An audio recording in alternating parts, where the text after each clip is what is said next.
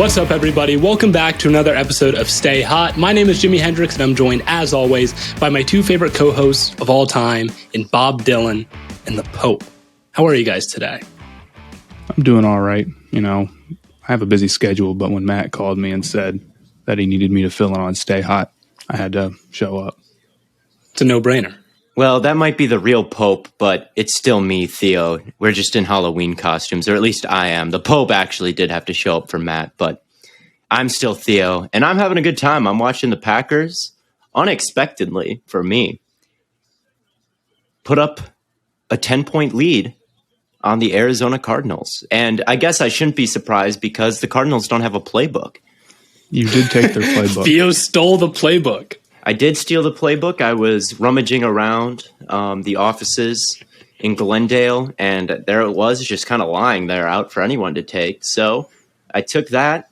I also poured some water on the electrical grid, and we've got the lights flickering in and out, and we've got the Cardinals offense only putting up 14 points on the depleted Packers defense. So I would say that it's worked out pretty well. For context, Theo made a joke video.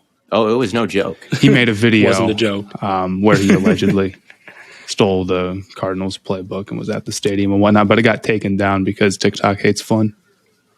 I shouldn't have said devious lick. I shouldn't have. I typed in hashtag. I was going to put in a hashtag, and when that hashtag wasn't there, it was wiped from the face of the planet.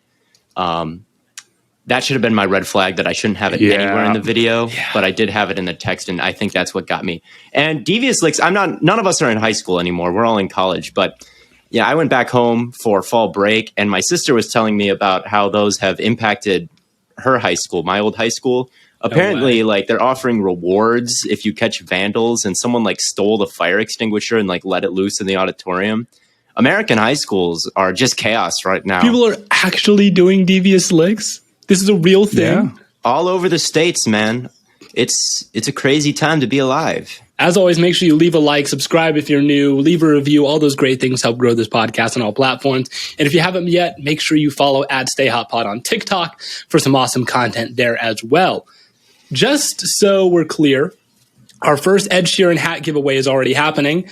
And it's for, I'm going to butcher this last name. I'm sorry, Ben, but it's Ben Derubertis. I definitely butchered that. I'm so sorry. I can't help you. Derubertis. That's how you pronounce it. But he commented saying an Ed Sheeran hat would make watching Geno Smith for the next few weeks hurt just a little bit less. So if you want to be like Ben, make sure you subscribe to Stay Hot on YouTube, and we'll be picking more winners in the coming days. So everyone can tell we're dressed up as Halloween costumes. So I'm curious as to what your inspirations were for these awesome costumes. Well, you know, Blade and I thought I had this harmonica, and I was looking at it, and I was like, well, I can't really play a harmonica much anymore because I have roommates. So what am I going to do with this harmonica?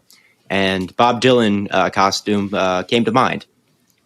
Very, very clever. I'm not much of a costume guy, and I had to get one for the podcast. I wasn't going to be a jerk and not get one. And somebody was like, what about the Pope? And I thought that was an acceptable idea. So I went out to a couple stores and found one.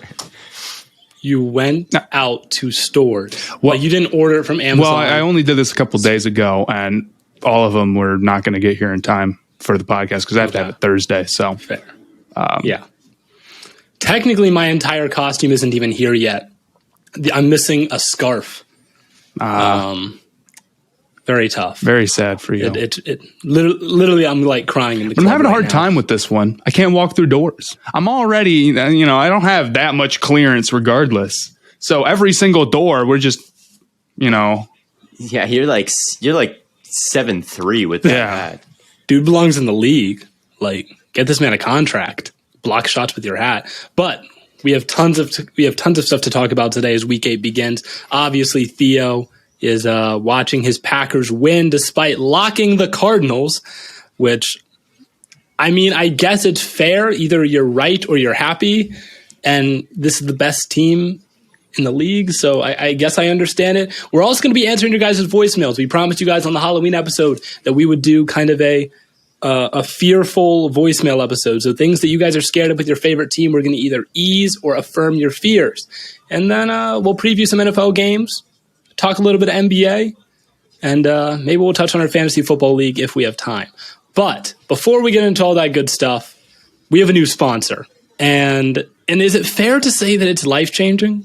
Well, it's not exactly rare for this sponsor to be sponsoring the all-male podcasts of the world. I've seen them around a couple times, and it's our turn. It's our turn. Matt, how is it fair to say that it's, maybe 4.0 times as better? Like, I'm not laughing at that, buddy. Help me out here. I'm Manscaped. literally it's Manscaped. We can just say it. We're doing it now, right? We're talking about this now. Yeah, we're talking about Manscaped. Yeah, Manscaped is our newest sponsor, and this is the Halloween episode. But do you know what's spookier than seeing a black cat on Halloween? Jesus Christ. Oh my god. Let me handle this. Do you want to take this for a ride, man? I've got to go Bob Dylan mode here. And I'm from the 60s as being Bob Dylan, and things were a lot harder then, but there's been a lot of improvements in modern technology. And when you have those improvements available to you, I think that you should just use them, because it really is a lot easier. Speaking as Bob Dylan, maybe I'll write a song about it someday, but they're good products over at Manscaped. They're a lot easier than what we used to have, which was lighters and knives. I think talking about Manscaped while dressed up as the Pope is maybe a little morally questionable. It's a sin. You are going to hell if you say one more word. Do not say anything. I mean, everybody's got to be well groomed. So, oh yeah, even the Pope, even me, the Pope. But I've never cut my nose hair before. I've never thought to do that. But we got the product that cuts the nose hair. You're not like 70. Yeah. So I used it, and now I feel like I can finally breathe after years of not being able to get enough oxygen. So I can't recommend it more. We'll have good vocal performance for this podcast. Great vocal performance. Maybe I need to use that so my voice isn't so nasally as Bob Dylan. Anyway, let's talk some sports. It's been 10 minutes. Hold on. Are we going to just talk about Manscaped and not tell people that they can get 20% off if they use the promo code Stay Hot? Oh. Did you not know that, Theo? Now I do. Thank you for telling me. Yeah. So all you have to do is go to manscaped.com. You get 20% off plus free shipping when you use the code Stay Hot. That's all one word, STAYHOT. Stay Hot. And you can get that 4.0 package. You feel me? But what is also a 4.0 performance right now? The Green Bay Packers. They're balling. I'm telling you, man, I locked the Cardinals in our Stay Hot locks, and you can never go wrong locking against your favorite team, because either A, you are right, or B, you don't care that you're wrong and you're happy because the Packers beat a 6-0 Cardinals team. And it hasn't happened yet. The Cardinals are driving down 10. But it is amazing that the Packers are even in this at all. And I got to give a lot of credit to A.J. Dillon, because he has run hard. And he always runs hard, but he never gets a ton of opportunity. Tonight he is, and he's really taking advantage of it. That guy is a tank right now. Yeah, I told someone on Twitter, I was like, you should, they were like, should I start James Robinson or Aaron Jones? And I was like, don't trust me because I'm 2-5 in fantasy, but start James Robinson. And not trust Bladen with running back advice. Do not trust me with running back advice. But, before we get any further, I think it's time that we give the people what they've asked for, which is for us to ease or affirm their fears for their favorite football teams or basketball teams. I haven't heard these voicemails yet, so I don't know if they're all football, some basketball. They could be all basketball. And then I will be silent for, 7 voicemails. Hey, this is John from Pittsburgh. I'm a Patriots fan. My greatest fear, and I don't think I really believe this, but my greatest fear is that the haters are right and Bill Belichick is nothing without Tom Brady, and the Patriots are going to suck and have to fire him in the next couple of years. Please talk me off the ledge here. I think it is much more likely that Bill Belichick just leaves. Well, I think that Bill Belichick, I don't even know if he can be fired because he's not really attached to any kind of contract. Yeah. If you look up Bill Belichick contract details, you're not going to find anything because he's just kind of earned a lifetime deal at this point where I'm pretty sure it's like guys like him and Nick Saban, you can't just fire them. That's not how that works. Yeah. So it's like, yeah, you can't. I don't know if he'll get like fired, but he might like behind closed doors be asked very firmly to leave. But I don't really know because to say that he's like nothing without Brady is bad because he has 8 rings, like 2 as a defensive coordinator leading like some of the greatest defenses of the era with the Giants.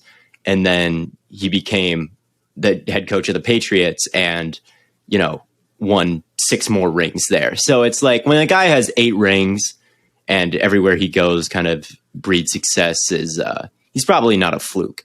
And as a defensive head coach, you've got to credit the Patriots' defensive performances to Bill Belichick a lot of the years. And they had a top 10 scoring defense year after year after year with Brady. So he's definitely not a fluke, but in Brady's absence, you need to be more than just a good defensive coach. And the offense since Brady has left have left a little bit to be desired for sure. I think any coach ever would need elite quarterback play to go win 6 Super Bowls. Maybe not Brady in particular, but yeah, if you lose, your franchise elite quarterback, your team's going to be worse. Brady right now, and I know it seems like Brady left and then the team's amazing, but he went to an amazing team. He went to a team with a lot of talent. Belichick doesn't really have that luxury of just leaving and going to a way better team. I mean, he could, but he hasn't. So I don't really buy into that. Obviously, Brady didn't do it alone. Brady wasn't the only reason why the Patriots won their Super Bowls, and they consistently had good defenses. Yes, but I will say to expect Belichick to be able to carry the Patriots to another Super Bowl again is a lot to ask, just because he's one of the greatest head coaches of all time. I mean, he is 70. I do think the offensive play calling does leave a little bit to be desired, but I think that falls a little bit more on Josh McDaniels. I was about to say, McDaniels probably has a lot more to say on the offensive side than Belichick does. And I think Belichick as a general manager has left a lot to be desired more than a coach because he has missed a lot on some big free agent signings recently and some first-round draft picks. So I think that to say that he is a fluke is a bad take. But I do think you should be concerned that he doesn't win another ring without Brady. But even if he had Brady, winning another ring with that roster would be a little bit questionable. It would be a tall task, but it would be a tall task. I don't know if I'm going to say I'm going to affirm. Belichick won't be there for like 10 years, if that's what you're asking. Yeah, he's like 900 years old. He's going to leave eventually. That's what I'm saying. Like at some point he's tired, right? And he's just going to go. Right. And whether that be in a couple of years, like he just spent the most money he's ever spent in his entire career in a free agent, like in a single free agency spree. Right. You don't do that. That's very like end of the line, end game type stuff. It is kind of an end game type move. So he might leave soon. That was my take from a while ago. I think I was on the podcast in an early episode of the Stay Hot podcast talking about how I think Belichick was kind of lining things up for one more. Yeah, okay, well, the flip side to that is you don't draft a rookie quarterback unless you want to stick there a couple more years. I guess. I'd say that he probably doesn't have another quarterback in him. Mac Jones either works out and he keeps going, or if Mac Jones doesn't work out, that's probably it. That's fair. I would say that's probably a good take. Yes. So I know that's probably not the most straightforward answer, but that's all we've got. So let's move on to the second voicemail. Hey guys, this is Reed from Orlando, and I'm a Steelers fan. What I'm really scared of is the Steelers just pulling an old doopsie-doop and not fixing the quarterback situation next year. We got Captain Fat Fuck, a.k.a. Big Ben, playing right now. And I'm just scared that once he retires, we're just going to roll the dice with Rudolph, who we've already seen is just bad. So that's the biggest fear that I have, is the Steelers rolling with that defense and terrible offensive line without a good quarterback to help carry them over the edge. Thanks, guys. Well, the scariest thing has already happened, and that was Big Ben not retiring last year and returning for another already in year. Your nightmare, buddy. So you're already living the worst case scenario. It can't get much worse than this for Pittsburgh. Yeah, it's not going to be totally fair. Like, the fact that they're like still competitive is like pretty impressive. Like, if this is worst case scenario, not that bad. Even when they're bad, they're never that bad. If this is worst case scenario, you're fine, right? And I don't think it can get much worse than this. We'll see. I think Tomlin had a very interesting quote recently where he talked about how the next quarterback he wants him to be mobile. He had a quote recently where he was like, I look at how a running quarterback can stress a defense. So after the season, they will go after a quarterback who is more mobile. You just heard it here confirmed. The Steelers are drafting Malik Willis. Yeah, so Roethlisberger's contract, I believe, is up. You can't imagine they run it back again with him. No, God no. Everyone would be fired. They will move on from Roethlisberger. Now, where is their draft pick going to be? Is it going to be in the range to get a really good young quarterback in this draft class? Maybe not. So that is, I guess, the big fear for the Steelers is they get their quarterback and he's not any better because they ended up as like a 9-8 playoff. You know who this sounds like the perfect situation for? A team who can't draft a quarterback, or if they have to draft one, is more developmental, and a team that wants a mobile quarterback. Are you trying to unload Sam Darnold on them? No, I was talking about Cam Newton, but yes. It actually might make some sense if they are picking middle in the pack, which is probably what I would expect right now. I think there's some quarterbacks who will fall, but I would expect a bridge next year, unless maybe they could trade up. Yeah, or Mariota. Mariota would be a good bridge. Mariota does make a lot of sense. I could totally see him doing that. They could always just roll with Haskins. They should not do that. Haskins is not very good. No, Haskins is horrible. But yeah, no, you have every right to be afraid of what the Steelers will do, but I think that organization is smart enough to at least make the right decisions. So, but let's move on to the third voicemail. Hey guys, what's up? Big fan of what you guys do. My name is Anthony, and I'm from Canada. My biggest fear, so first of all, I'm a Giants fan. My biggest fear is that the Giants pay Saquon Barkley and make him the highest paid running back in the NFL. It's been proven time and time again that paying a running back never works unless you're Derrick Henry. And yeah, that's just my biggest fear. Big fan, guys. Thank you. So the strategy for avoiding that is you got to get Dave Gettleman out of there. Get him out of there before it's too late, because he'll do it. I know he wants to.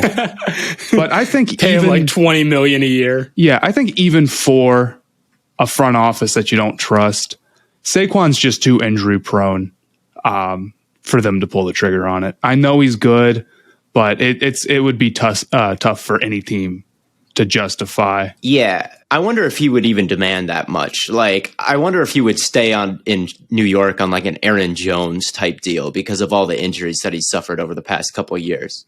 Like, is there really going to be that high of a demand for him when the Christian McCaffrey deal just happened and now he's been out like what, 18 of their last 20 something games or whatever it is? Like, I wonder if the demand for him would be as high as people might expect it to be. I feel like there's a chance they re-sign him, but making him the highest paid running back is definitely something that, you know, NFL teams aren't complete idiots. I do wonder if he would come back if he would demand more of an Aaron Jones type of deal than a Christian McCaffrey type of deal. I think that his career path screams 1 year prove it deal to me.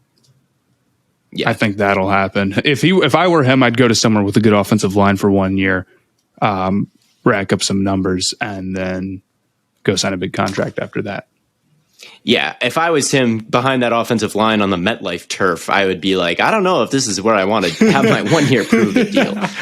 So turf. He might not even want to come back. So I wouldn't be too concerned about them giving him a monster contract, just because I don't think any team would at this point. He's just too injury prone. Yeah, it's definitely too risky. I agree. Nothing else needs to be said.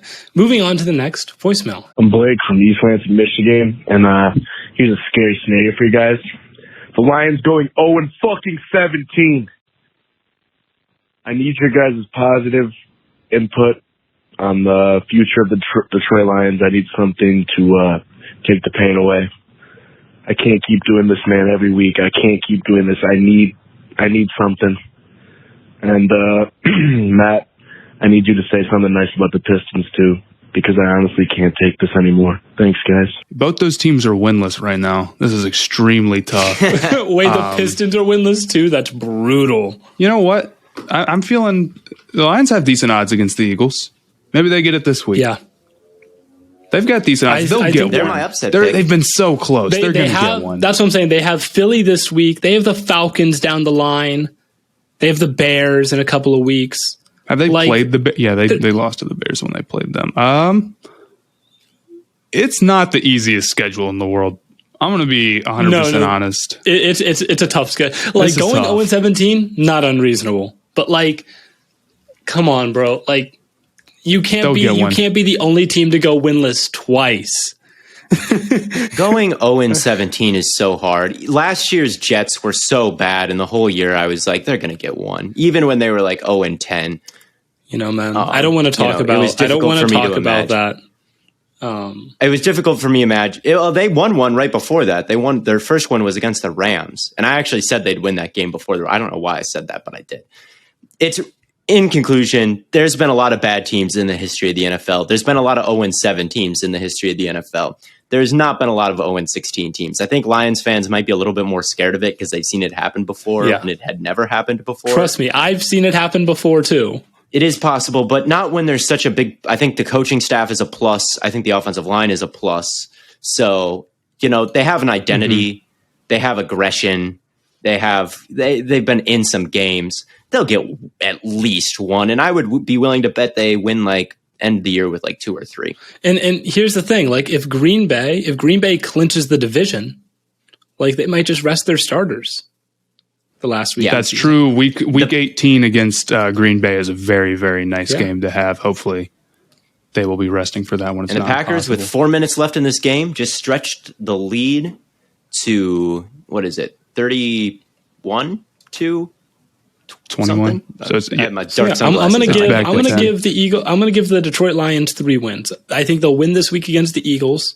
I think they'll beat the Falcons the day after Christmas. And then on January 9th, they'll beat Green Bay. All right.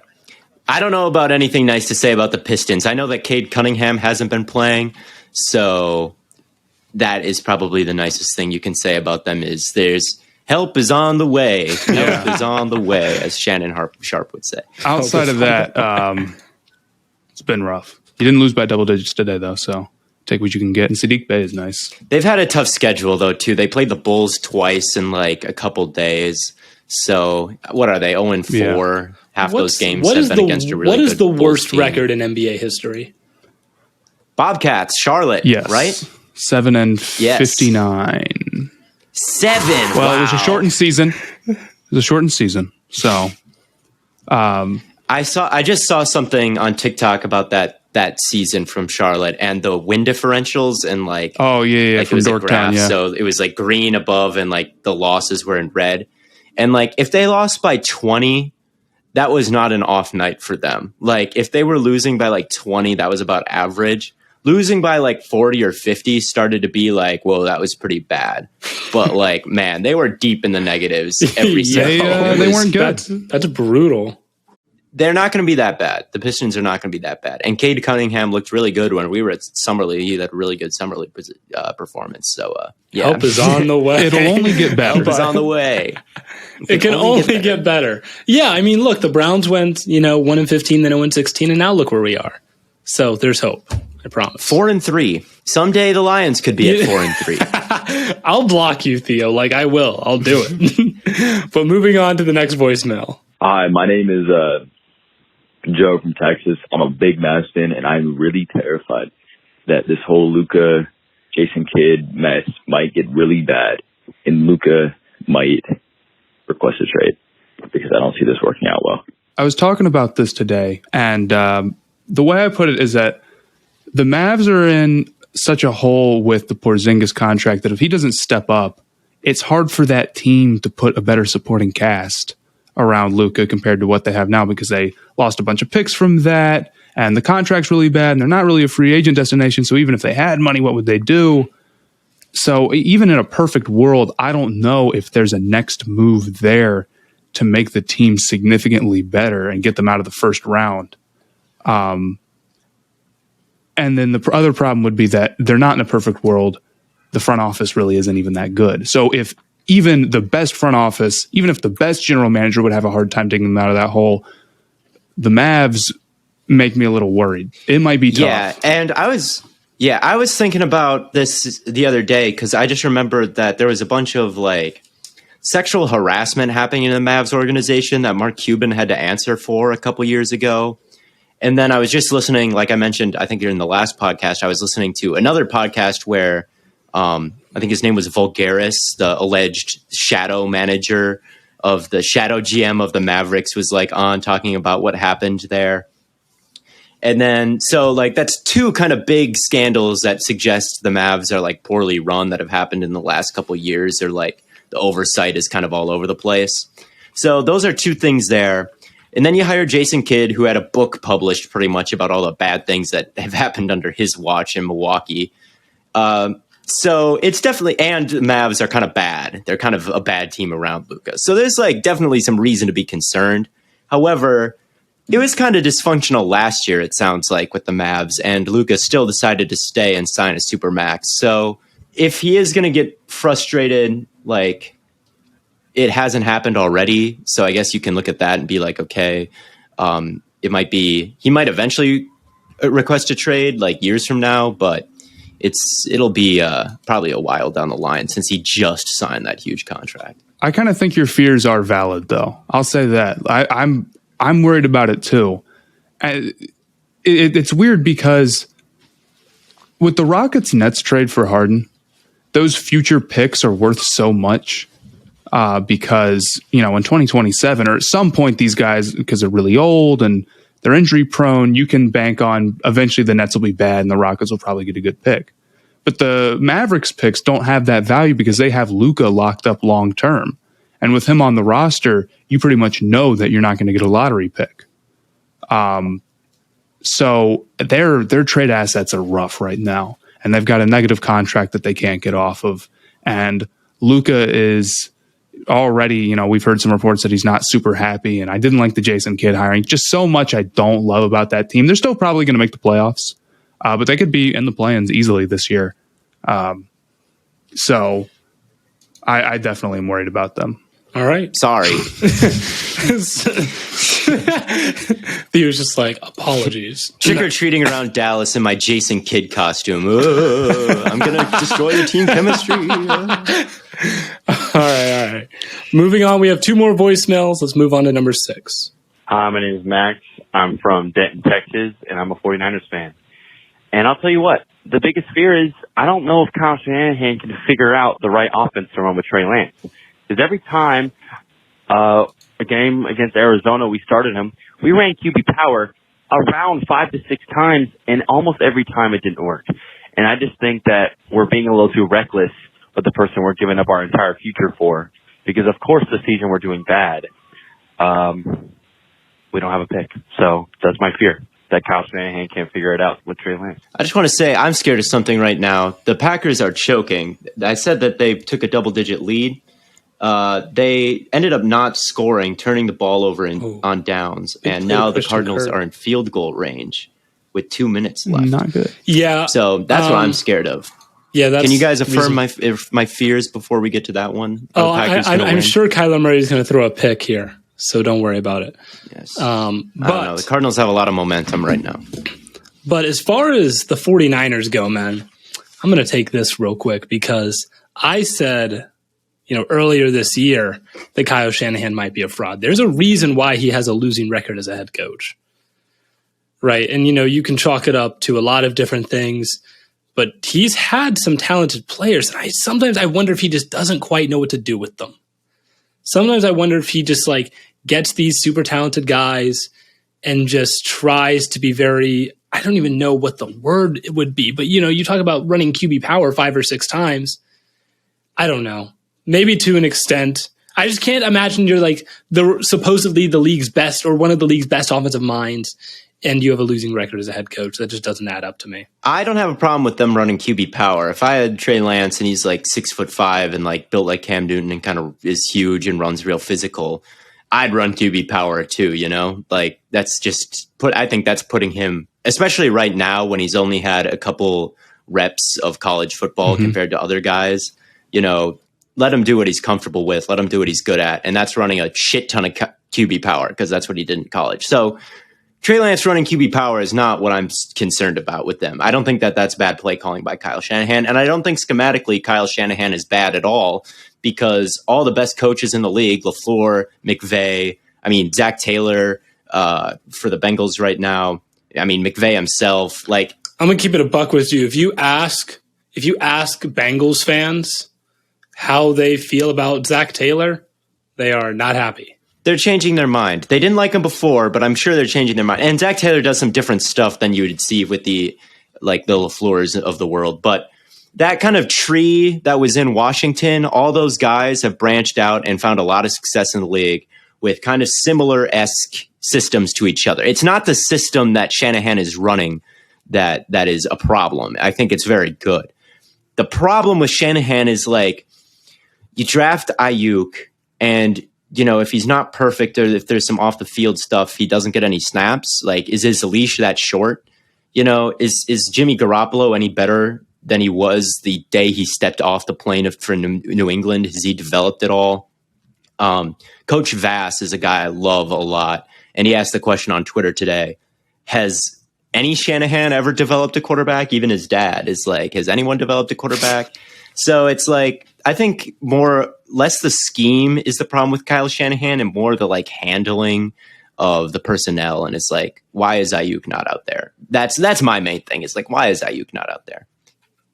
No, that's a really good point. I'm currently looking up Kyle Shanahan's like past.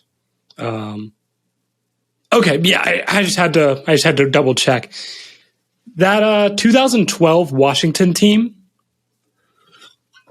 with RG3, offensive coordinator was Kyle Shanahan, right? Yeah. And, he's gotten MVP seasons out of, Matt Ryan. He got Jimmy Garoppolo to the Super Bowl. He was the offensive coordinator during RG3's rookie year, when he won Rookie of the Year. It's not, his scheme is good. It's I think maybe personality-wise, he's a little bit prickly, and the 49ers are kind of not fully maximizing their talent with benching Lance for Garoppolo or benching Ayuk for Sherfield or whatever is going on. So that's what you should be concerned about, because that is maybe his big downfall is like ego. I just think that Trey Lance is really raw, and it's a little bit easier to get him to run. There's probably some other things about Shanahan we could say, but it's like I said with the Lakers earlier. It's if Trey Lance had come in and just been like really good right off the bat, it probably would have been like the most impressive thing that any rookie quarterback had ever done. He has like no experience, and he should be sitting for a year. Absolutely.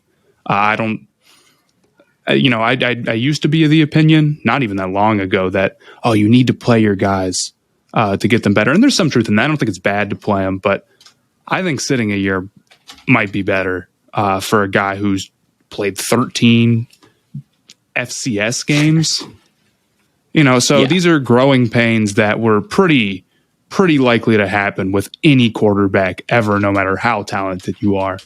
And I think him running a lot is probably just a product of the fact that they don't trust him to throw the ball a ton yet. Yeah, and I honestly thought when I watched Trey Lance in that Cardinals game, I didn't think he played that bad. I didn't think he played that bad at all, but again, they still put up 10 points. So like the offense either way has not been great with Lance or with Garoppolo. So I don't know what the deal with Shanahan is, but I don't think that he's a bad coach schematically, but I do question if he's a good coach with the way he handles personnel. That's what my final answer was. All right. Well, we have one more voicemail. Let's hop right in. Hi, I'm Jack from Philadelphia, and what scares me the most about the 76ers is one Glenn Doc Rivers and his god-awful lineups. I once heard somebody say that Doc Rivers is the Mike McCarthy of the NBA, and I think that's disrespectful to Mike McCarthy. But yeah, thank you. That's not a horrible take. That's a pretty good take. Doc, I made a YouTube video a while ago. I don't know if it's still up, about Doc Rivers and how in most of the places he's been has underwhelmed. And so far in Philadelphia, that has not been anything but true. I don't think he's like the worst coach ever. And I do think some things are out of his control, like Ben Simmons just losing all confidence and refusing to shoot. I don't know what the hell you're going to do about that. But yeah, I think he has a lot of questionable lineups. I think he could have won more with the Celtics. I think he could have won more with the Clippers. And right now I'm feeling like he could have won more with the 76ers. I think the Mike McCarthy comparison is fair, honestly. Mike McCarthy won one ring pretty early on with a pretty stacked team. Rodgers, Charles Woodson, Tremont Williams, Clay Matthews, just stacked roster there. Jordy, Greg Jennings, like Donald Driver, Jermichael he was hurt that year, but a lot of good stuff around him. Doc Rivers won on a Celtics team that had KG, Pierce, Rondo, I think was there, Ray Allen, stacked team, win one early, and they kind of rode that high for a long time. And they were always competitive, and they were always kind of at the end. But man, with McCarthy, so many just brutal playoff losses, so many losses that are just rip your heart out type of losses in the playoffs with a quarterback and a team that should have won more than just one ring. And when you look at Doc Rivers, you'll get some of his playoff just choked leads, choked series leads, game leads, just mismanaged. I think the Clippers game, he said that he wasn't really a rah-rah guy, I think was a quote that he used at the end of the Clippers series when they blew the 3-1 lead. And it's like, well, your guys kind of could have used a rah-rah speed. Like, you got to give them what they need here. They needed some momentum, man. They needed some momentum. And McCarthy kind of also he's not exactly a rah-rah guy either. Rodgers allegedly called him the lowest IQ coach he's ever been around. And so I feel like both of them kind of have been carried a little bit. McCarthy by Rodgers and now Dak. I think also a lot of it, you look at Boston, you say, man, how much of that was Thibodeau and what he did defensively for that team? How much of it was just having a stacked roster? And even in the year where he won Coach of the Year, I don't think he even made the playoffs. It was just a very tough team that kind of pulled it together and went 500. It's not saying he hasn't accomplished things in his career, but his track record with the 3-1 playoff losses that he's had, and not winning more championships with the Celtics and Clippers and now 76ers, it's not great. No. And Rivers, you say the Ben Simmons thing wasn't his fault. He didn't exactly say glowing things about Simmons after that loss. That's also true. Like I'm not saying that he shouldn't have said those things or those things weren't true. But if I was Simmons and, you're coming off this tough loss and you hear what your coach said about you right after the game, he didn't exactly do a wonderful job preventing it either. It may not have been his fault, but even then it was I don't know if he really made an atmosphere that Simmons felt great coming back to, and Simmons still isn't back, although apparently he was at shoot-arounds today. But yeah, I think that Doc Rivers is kind of a fraud. I would not trust him if he was my coach. The same way I didn't trust McCarthy at the end of the Packers. I would even say at this point that Doc Rivers wouldn't be considered a fraud just because I think people are hip to him. I think people get it now. It's been going on for too long. He's got to pull a season where it's not about him winning a championship. It's about beating expectations. He doesn't beat expectations. I can forgive not winning a championship depending on who you're coaching, but always doing worse than you expect. The 76ers should have beaten Atlanta. They could have won that series and they didn't. And there's too many series where you look at Doc and you're like, they should have won that series. Clippers Nuggets. Not trying to discredit the Nuggets or the Hawks. The Clippers should have won that series. They were supposed to be in the Western Conference Finals, and they weren't. So stuff like that consistently definitely makes you fraudulent. Okay, well, I guess I don't know enough about Doc Rivers, but it sounds like we're affirming fears here. Matt, you said that he's not the worst coach ever. It's a pretty pretty high standard, you know? Like the bar is literally in hell, man. I wonder if he'll be a Hall of Famer, if he'll get inducted into the Basketball Hall of Fame with a Coach of the Year award and a ring, and probably up there on the career wins list. I wonder if he'll. I don't know how that works because he's also a player. He has an All-Star. Yeah, and since it's just straight basketball, does that? I mean, I wonder where he is on the all-time wins list for coaches. He's got to be. I mean, not that low. And if he that'd keeps be coaching, hilarious if he goes into the Hall of Fame and like of all the teams he's coached, like one might like him. And even I don't even know if Celtics fans would absolutely love the guy. It's tough. Well, that wraps up our voicemail segment. I figure we can, we don't want to spend too much time because we spend a lot more time on that voicemail segment than I think we anticipated. But I think we can hop into a little bit of Week 8 preview. Theo's lock on the Green Bay Packers just fell through. Or against the Green Bay Packers. The Packers won against the Cardinals. Screw the locks. And I told you they would get a game-winning interception, and they did. You did say that. Good call. They did. So you're welcome. But Matt and our locks are still alive. And Theo, you picked the same locks as us. You just happen to add a couple other dumb ones. I added 2 extra. I added the Packers one because if the Packers were to lose to the Cardinals, I wanted a little bit of good news, and that would have been my locks. And that is a solid strategy, and I live and die by that strategy. Where it's like I do not care about the locks when the Packers have a huge win on the road in prime time with a decimated team. You're either against right the or you're happy. My lock falls through. Either I'm right or I'm happy, and I'm very happy. I'm thinking of Bob Dylan lyrics for my Rasul Douglas song that I'll compose and go on tour and sing his praises all over the world. Make millions of dollars. He deserves it after clinching that game. Oh my Lord. The Cardinals had all the momentum. I don't know what happened. This is so sad. I cannot believe it. Go Pack, go. Well, anyway, looking at our other locks, we have the Bills over the Dolphins, which I don't think would come as a surprise to anyone because these are locks. They should be obvious, right? And there's, there's some trade talks around Tua, and then Tua, there's a quote that says, what did he say? I don't feel not wanted. Like, I don't not feel wanted. Like, I don't know how to take that, man. Like, it's never good when you're saying that type of stuff. It's like you're dancing around double negative type stuff. Like, come on, man. We know what's going on. I don't know. The Bills are just better. Even if we weren't talking about like Tua trade talk, even if they weren't, having this quarterback issue, they're just not good enough. Their O-line's terrible. They're 14-point favorites. That's nuts. Yeah. What happened to the Dolphins? Not good. It's crazy.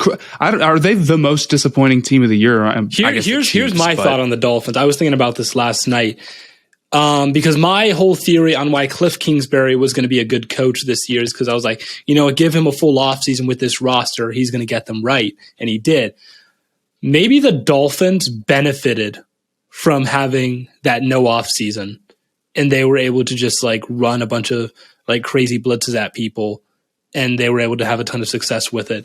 And now that people have had a full offseason to like game plan against them, there's just like nothing there for them. Maybe. That could be. They're also just boring on offense, which we've been over before. The RPO. Yeah.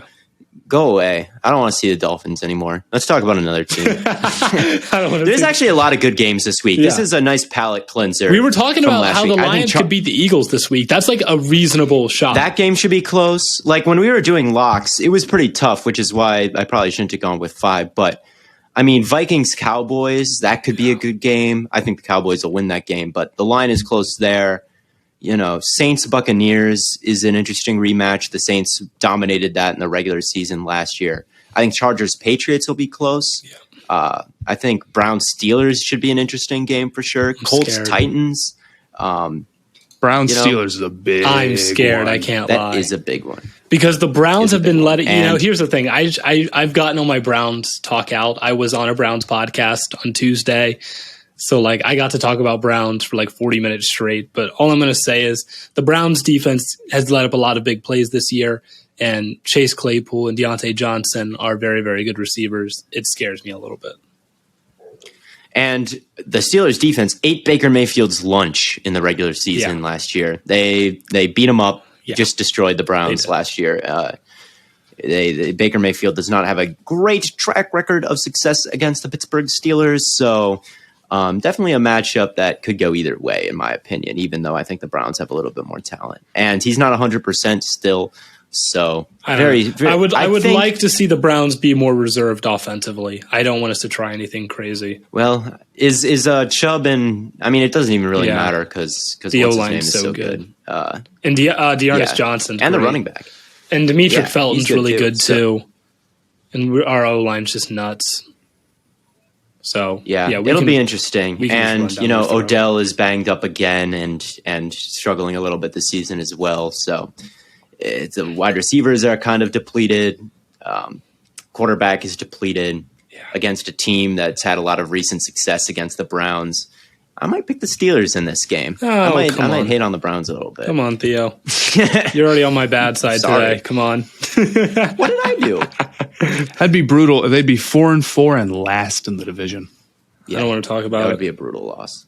Ben's not the greatest guy to take deep shots down the field either, but he did do it a little bit in that Broncos game a couple weeks ago. So it's not like you can't totally disregard it. So I don't know. It should be a good game. I'm interested to watch that one. That one's got big playoff implications as we approach. I'm always interested to watch the Browns. For sure. And Chargers Patriot. I think the Patriots win this game. I mean, it's ridiculous how bad that Chargers run defense is. But is the Patriots' run game really all that good right now? It's about middle of the pack, but I think Belichick will be able, I think they will be able to conjure up a good running game if they need to. I feel like that's kind of what they want to do. And against a team that's going to let them do it, I think that for a game, they'll be able to really have a high level rushing attack. I mean, they ran all over the Jets in the last game. And I get the Jets aren't that good, but the Chargers' run defense is worse. So I'm thinking a bit kind of a dominating game on the ground for them. And obviously a good game on the ground usually doesn't beat a team who has a good game in the air. So Justin Herbert could definitely ruin that. But that's what I'm saying. If Herbert just decides, I'm going to throw for 5 touchdowns today, what are you doing? Nothing. You're losing. Exactly. You have no choice. But 5 touchdowns is a lot of touchdowns. Okay, but even if he threw for 3, at that point I'm still okay, yeah, they probably win this game. Yeah, it'll come down to how many touchdowns Herbert getting right. But, unless Mac Jones puts together a great performance, which I think I like the Chargers in this one still. I'm still a little nervous about trusting the Patriots after I picked them to make the playoffs, and they're sitting at 3-4. Hey, if they win this game, 4-4 in a pretty that 7 seed in the AFC is still very much in play. I picked the Browns to win the Super Bowl, and they're 4-3 right now. So, how do you think I'm feeling? Another game. Fine. I think you still feel very confident in the Browns. I think. I'm feeling. How do you feel? If you could take that back, would you? No. This is the one year. I said this before. This is the one year where I'm reasonable and at least it's okay. I could see how you came to that conclusion. This is the first year where you could reasonably pick them to win the Super Bowl, and so I took that opportunity. And also, Titans Colts. The Colts are favored by 1.5. At least the one by my odds. I see against the 2.5, Titans, which I favored by 2.5. Yeah, that's even more. Yeah, that's strange to me that the Colts are favored by 2.5 points. Very strange. I think I will bet on it. Is it? I mean, Carson Wentz has 11 touchdowns and 1 pick. Yeah. Tannehill has 7 touchdowns, 5 picks. And I hate to go off touchdown interception ratio, but it's a pretty big gap when we're talking about Tannehill and Carson Wentz. Yeah, but I mean, Tannehill was balling with 3 Bs against the Chiefs. Some of those shots up the sideline to AJ Brown were just absolute dimes. And that was a game where Henry was not really getting it done on the ground. Yeah, no, I think he had 48 yards or something. Yeah, so Tannehill outplaying Wentz is not, in my opinion, a huge stretch. Okay, and he may not. But would you rather have the Colts defense or the Chiefs defense? I would rather have the Colts defense. So it's balling against the Chiefs defense. Like, I'm not really all that impressed. Well, you know who is on that Colts secondary? Your favorite, Sendejo. Yeah. So it's not unreasonable to think that they could apparently get a couple past him. A Colts fan reached out to me on Twitter. He was like, "Nah, Sendejo's been low key balling this year." He's not he hasn't been a horrible safety his whole career like he was with the Browns. No, I really think it was partially the position they put him in. What Sendejo has always done, and what I hate about Sendejo, is that guy is just a headhunter. He makes so many reckless and dangerous plays, and oftentimes he'll hit his own guy in the process. Viking fans listening to know what I'm talking about. He did that in the Cowboys game. Browns played the Cowboys all the time. And Sendejo comes down. I think it was Amari Cooper was running a seam route. And he I think it was Denzel Ward on him. And Sendejo just tackles Denzel Ward. And Amari Cooper scores a touchdown. He does it all the time. And I'm like, yeah. I was yelling at my TV. I was so mad. Giving your own guy CTE. But yeah, it'll be an interesting game. It'll be a big test for the Colts front seven, which is okay. I think it'll be a good game. I just would bet maybe on the Titans is what I'm saying. Yeah, no, that's fair. I mean, it's hard to bet against Derrick Henry and A.J. Brown and Julio Jones, that whole... And a team that just steamrolled the Chiefs. Just absolutely steamrolled them. You have a lot of faith in the Chiefs, man. You lock the Chiefs this week, and I just can't get behind it. I really can't. Eventually the things will start falling their way. I guess, but I'm not gonna pick them. I'm not going to pick them to be a lock or treat them like they're still the team that was just in the Super Bowl when they're clearly not playing at that level.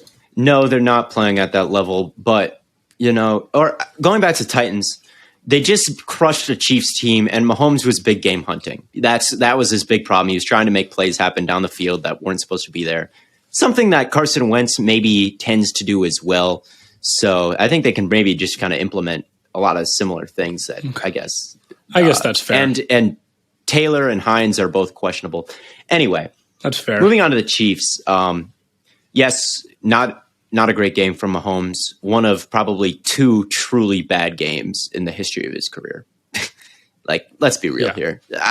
Chiefs top 5 in every offensive statistic, I think, still. Yards per drive, points per drive, dead last in turnovers per drive. And Bladen, you know about regression. One of these games, and it's not even one of these games. Mahomes has been playing well in multiple games this season. But one of these games, they're just not going to turn the football over as much. It's just going to happen. It's not going to be, multiple turnovers every single game. But here's the thing is I'm not just going to keep predicting it to happen.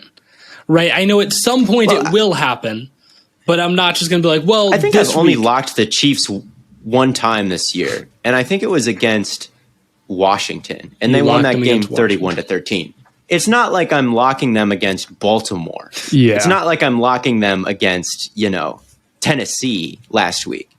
I'm locking them against New York. But when I think a lock, I think this is a guaranteed win. There is no way in hell. Again, we've talked about what locks are, right? There's no way in hell this team loses, right? And I just look at the Chiefs and the way they're playing. It's if Patrick Mahomes just doesn't play up to par, if Tyreek Hill just doesn't, if their defense, which is ranked last in pretty much every statistical category, if they just have a masterclass, an inverted masterclass performance, there's just how about this, Bladen? The spread to the Giants Chiefs game is 10.5 points. I see it. I will make a bet with you personally. Would you think the Giants will cover the spread of 10.5 points? $20. Do I think? Come on, we can't do this whole segment where you're you shouldn't trust the Chiefs and be yeah, but I don't want to bet against them. Winning by 11. Okay, yeah, yes, I'll make that bet with you, Theo. I'll make that bet with you. You'll make the bet. Okay, yeah. So if the Giants cover, okay, hold on. Well, the spread I see on ESPN is 9.5. Do you want to go with the 9.5 or the 10.5? 9.5. 9.5. Right. Let's do 9.5. Right, okay. Let's do 9.5. So 9.5 point spread. I think the Chiefs will cover the spread, and I think that they will kind of get right in this game. I think it will happen against the Giants. Chiefs win by 10. You got nobody to blame but yourself, Bladen. Yes. And that's fine. But again, it's not about it's not that I'm like, oh, I'm out on the Chiefs. It's just I'm not going to trust to lock them until they've proven to me that they can play at that level again. I agree that it was a riskier lock, but also, I mean, I've been kind of picking some risky locks this year and trying to steal some points where I can. I know. And I feel like if everyone is going to be out on the Chiefs versus the Giants, to me, that seems like some pretty good value. I mean, I did that once. I picked 6 teams 1 week, so I can't be totally mad at you for it. The Chiefs burned you, so yeah, I get it. But I just thought that the Packers game was a reverse jinx. The Chiefs game is where I think I can steal a point. It doesn't matter anymore because I'm not getting any points for the locks this week. But that's where you thought. I think the Chiefs will get right. I think the Chiefs are too good. Mahomes doesn't need to be fixed. He doesn't need to fix his play style. It's not. He's been the best quarterback. He's had like the highest peak in the history of quarterback play ever. Playing like this. One bad game does not mean Mahomes needs to fix his play style. He doesn't need to. He's still Mahomes. He's still playing like a top 5 quarterback, even statistically this year. So I think that people are overreacting, and I'm kind of zigging where others are zagging and trying to steal some points. I'm just not going to go in either direction, right? I'm not going to overreact and be like, oh, the Chiefs are screwed, right? I agree that Patrick Mahomes is still the best quarterback in football. I'm just not going to sit here and lock them when they're clearly not playing well. Another game that we have locked, and interesting one, Bengals. I would not expect to, at this point in the season, to be locking the Cincinnati Bengals. And I get it's the Jets, but I think we kind of all expected the Bengals to not be 5-2 right now. No, we did not. But I mean, it's Mike White. They're playing, right? Like if they can beat the Ravens by that much, they're putting. I would bet if Washington was playing the Jets right now, I'd consider locking Washington. Yeah. No, Mike White is literally Mike White right now. Mike White is an NPC at quarterback. That is like you go into Madden. Really? You go into Madden, you scroll down to the very bottom of the list. And it's just randomly generated names. It's Mike White. What's your problem with Mike White, dude? I'm just saying. No, because you tweeted about this on your timeline. I did. Because now you're saying it here. He's an NPC. Why we? You're his biggest hater. I'm not a hater, but dude's an NPC. Can you think of a more basic name like John Smith? What are we doing here? Yeah, I'm thinking I'm leaning Bengals here. I don't really have a lot to tell you all about this one. I don't think the Jets are as good as the Bengals, and the Jets are 14-point dogs for a reason. All right. Do you guys want to hit on the NBA? Is there anything that you guys want to dribble about? I want to talk a little bit about the Clippers.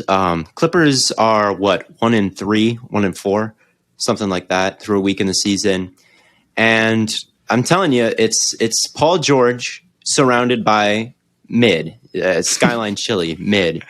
Your Cincinnati Reds, who haven't won a World Series since 1990. Mid. That's what I look at when I look at every single person who lives here is mid.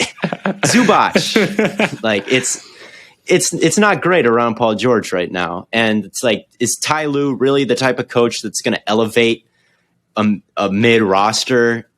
I don't know. He's kind of a motivator for a really good one. That he's the kind of coach that they needed when they were up 3-1, maybe with Leonard and Paul George, and he just needed to clap and yell and be like, "Let's get things going, guys." Now it's I don't know if they quite have the roster coaching staff to really carry them while Kawhi's out. And I'm a coward for even putting them as the 8th seed. It should have been the Timberwolves and had the Clippers out of there. That would have been a more impressive take by me, and I was this close to doing it, and I didn't. And I feel bad because they've gotten off to a bad start, and I think I'm right. Yeah. I mean, I'm not 100% sure when Kawhi is supposed to come back, but when a team loses their best player, they get way worse. Way worse, especially when that best player is Kawhi Leonard. Yeah, I think that's true for most teams too. I mean, how many teams could you take the best player off them and they're not, dropping even close to out of the playoffs? I mean, it'd be a lot of them. It would be more than you expect. And I think we're probably a little bit I don't know. I guess we were too confident in the Clippers without Kawhi. And really, there's a lot of Western Conference teams who were good last year who I'm worried about this year. And I expect some of these teams, like you had Memphis doing really well before the year. That's a really good take. Defensively, they're nice, and Ja Morant has like figured out he's hitting his shots right now. I don't know if it's just a hot streak, but if this is what we're getting out of Ja Morant all year, 6th seed was too low. Yeah. And the Timberwolves have looked really nice too. And I'm kind of a known not Timberwolves fan, but even I like them this year. And I think Anthony Edwards is special. Yeah, he's good. He's legit. I've been really glad recently. Him and LaMelo have both been balling out, and I haven't heard the comparisons as much as you hear with like Luka and Trey. And I'm glad that's the case because both of them have been insane. But I'm interested to see what some of these other Western Conference teams do, and I think the seeding is going to be a little bit different than everyone expected, including myself. We were all too confident in every team just doing as well as we thought they were going to do, and it's all going to be the same. Definitely needed to change my Western Conference predictions up a little bit more. I will say the Suns are one of the teams where I'm concerned about. They cannot. The Suns got De'Aaron Foxed.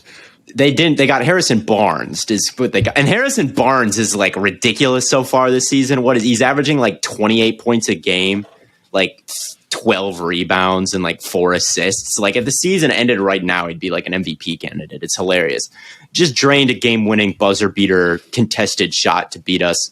Suns dropped to 1-3, and it's like they look like me shooting threes out there, man. I bet you not a single player on that team is. I haven't checked the stats, but if one player on that team is shooting above 25%, it would shock me.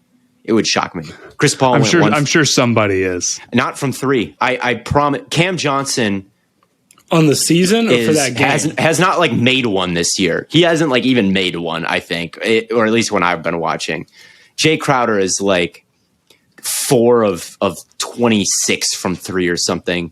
Booker is shooting horribly from 3. Chris Paul went 1 for 10 last night.